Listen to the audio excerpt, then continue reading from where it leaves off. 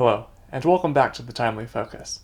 Allow me to present the Tissot Luxury Automatic, a watch that just might be the best value in all of watchmaking.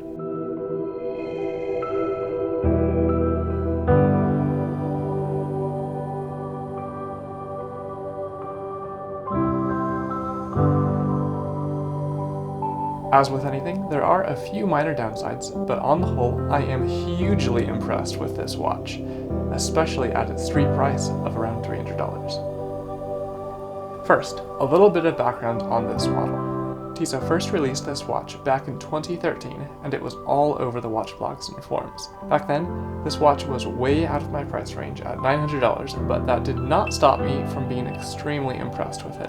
The dial was unlike anything I had seen before. Furthermore, it was the first watch in which Tissot debuted their Powermatic 80 series of movements, which marked a major shift in the industry. Until then, relatively few watches had anything over a 50-hour power reserve, with the vast majority hovering around 40. For example, the venerable ETA 2824-2, which we all know, that has about a 30-hour power reserve.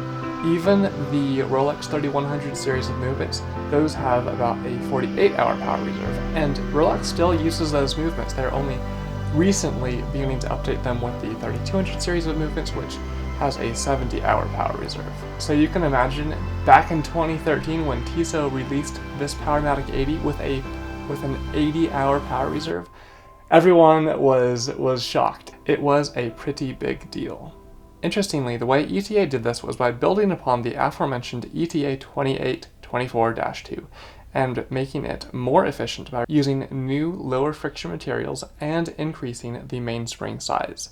Visually, the only negative trade-off is a reduction in smoothness of the second hand on account of the reduction in frequency from 8 ticks per second to 6 ticks per second. Now in 2022, this movement has become extremely popular and is used in a huge number of watches from this watch group. Just like the 2824-2, the Powermatic 80 is hand-windable, hacks, and has a quick set date. I will point out that the crown is a little on the small side, and there is nothing very special about the feeling of winding this relatively basic movement. But luckily, considering that the 80-hour power reserve will get you through a long weekend, one can easily wear this watch in even a 2 or 3 watch rotation and not have to worry about resetting the time in between wears. I usually wear this watch about every 3 days. I really enjoy it, and I do not have to worry about setting the time. Now, one of the first things that struck me when this watch was first released back in 2013 was its dial. It was unlike anything I had seen before, and that is because it is more of a dial that is actually built as opposed to painted on or something. I always find it impressive when people can take one single material or color and work with it in such a way so as to create an interesting and unique artwork, and that is exactly what Tissot has done here. They have used only stainless steel and combined not only different finishes but different layers to make a very interesting and attractive dial. On the very outside of the dial is a bead-blasted steel minute track. The hour markers are highly polished and reflective applied batten markers, partially inserted into the circularly brushed wheel that you see just inboard of that. Then there is another bead-blasted disc in the center that is slightly deeper to the brushed wheel. These 3 different levels of the dial provide amazing intricacy and visual interest. As Kevin O'Leary says, he is after dial uniqueness, and this dial is certainly quite unique and very, very attractive. Moving on to look at the case of the watch, we are again met with a unique and interesting design. Some watch sides are extremely boring, like Tudor. They're fat and super boring on the side, fat and flat and nothing of interest. But even here, Tissot has managed to over-deliver with a woven texture, adding significant visual interest to the sides of the watch. The case is advertised as being 41 millimeters in diameter, but it is actually exactly 40 millimeters in diameter, not including the crown. Plus, at 9.8 millimeters thin, it is an easy watch to wear under a cuff or casually. I have 6.75 inch wrists, and I think this looks great on my wrists.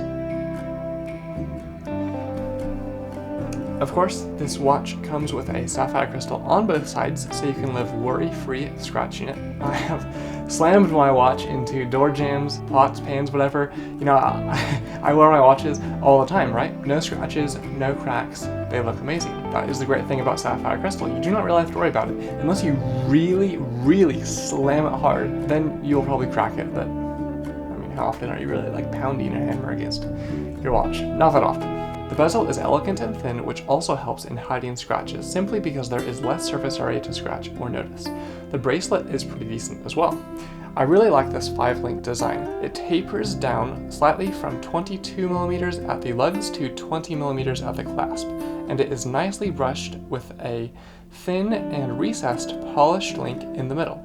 As opposed to bracelets which are mostly polished, this mostly brushed design will be able to absorb scratches and still look pretty good. My dad, for example, is pretty rough on his watches.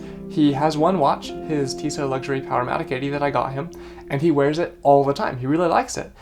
He does not baby it really either. He's pretty rough on his watches, right? So he still wears his watch when he is working on cars or doing yard work or whatever, and so he's applied a significant amount of brushing to the already brushed surface, but I gotta say, it still looks great, and I think it looks somewhat cool actually with this added brushing that he has applied to it. The clasp is a twin trigger locking system, and it feels very solid. It is pretty much the same one that Tissot uses basically across the board. One downside though to the bracelet is that the links are affixed by pins as opposed to screws. Granted, screws are generally not seen until you cross the $1,500 price point, but I mean that is a negative and I definitely prefer screws. Nonetheless, this bracelet does feel solid and I really enjoy wearing it. Now there is a slight caveat to going the gray market route. Sub $1,000, I think the risks are probably worth it. Above that though, I definitely recommend going to the authorized dealer, being able to see the watches in person, know that you have the full factory warranty, and especially that you are not getting counterfeit. If you're buying a pretty expensive watch, you know, it is nice to know that you're buying the real deal as opposed to maybe getting scammed, right? So some risks in the sub $1,000 price range to be aware of are mainly that you are not going to have the same factory warranty as you would if you bought it at an AD, right? Now, this comes into play if you ever have any kind of issue. Most of the time that will never be the case, but in that rare case that you do have a problem, it might be nicer to have the factory warranty. So I can tell you a story. I have bought a number of these watches as gifts for people because they are great watches, right? And they are a great price, great value. So I gave one to my dad a couple years back, and a few weeks after giving it to him, he was wearing it all the time and noticed that it started losing multiple hours per day. Okay, this is a big problem, right?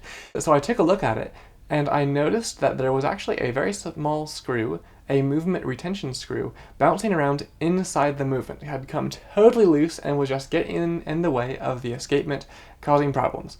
So I called up JomaShop, which was the dealer that I bought it from, and they made me pay for shipping to send it back to them, but they took it back and they had their watchmakers fix it, sent it back to us, and it is working great now. It has still been going strong, so no worries there. It was a little annoying that they made me pay for shipping, but especially considering I saved over $600 from going to an authorized dealer, I think it was well worth it, and certainly makes this watch an amazing value. All in all, this is a wonderful watch, and given that it can be found for right about $300 from gray markets is nearly unbelievable. I have often received 10 or 15% off from ADs, and usually 25 to 30% off on the gray market is pretty standard. So considering that this one comes in over 50% off, sub $300 is wild. Sub $300, I challenge you to be able to find a better watch. An 80-hour power reserve, Swiss-made ETA movement, sapphire crystals front and back, from a well-respected brand like Tissot, and a striking design, I do not think it is possible to find a better watch with anywhere close to this level of quality. Let me know what you guys think.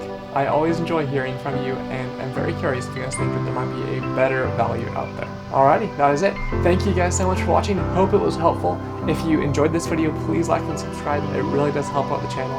God bless you all, and I will see you in the next one.